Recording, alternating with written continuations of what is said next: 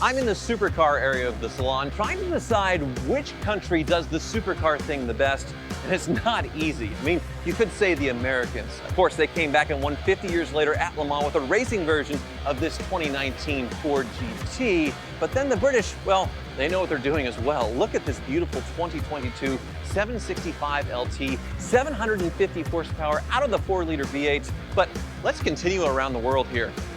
How about the Japanese with this 2012 Lexus LFA? Many people consider it to be the best sounding supercar of all time with that V10 coming out of the tri-tip exhaust. But then of course the Italians here with the F12 Ferrari. This one's 770 horsepower out of the V12. Let's end our travels in France with this 2018 Bugatti Chiron. Its beautiful exposed carbon fiber bodywork is hiding a quad turbo 16-cylinder engine that gives a top speed of over 260 miles per hour.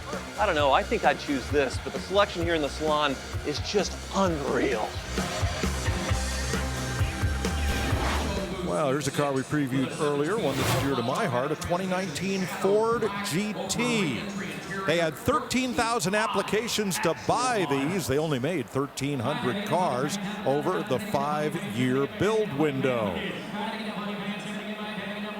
And it's interesting to look at the evolution of the modern Ford GT. The first Ford GT Modern Edition, that came out in 2005, 2006, was designed to look as close as possible to the GT40s that won Le Mans back in the late 60s.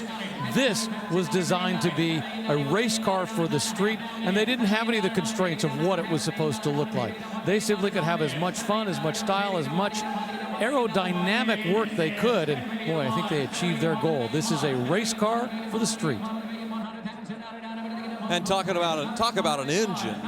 EcoBoost V6 may not sound that impressive, what you would find in a lot of pedestrian cars, but this one, 650 horsepower is what it's been tuned to.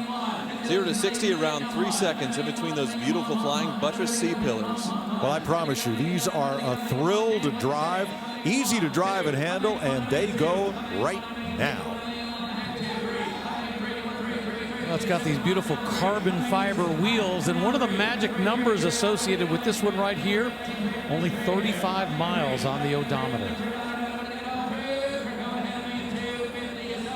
You see, this one was optioned without a stripe, and it's not a Heritage, it's not a Carbon Series. Big money for an early GT. Well, I think it's the low mileage. I mean, don't get me wrong, there's more than a few with low mileage, and some haven't been driven at all, but still, that's probably where the money is in this particular car. And the fact that, for whatever reason, today is bringing crazy money here at Barrett-Jackson. The rare option on this one are the carbon fiber wheels as the hammer drops at $1,250,000.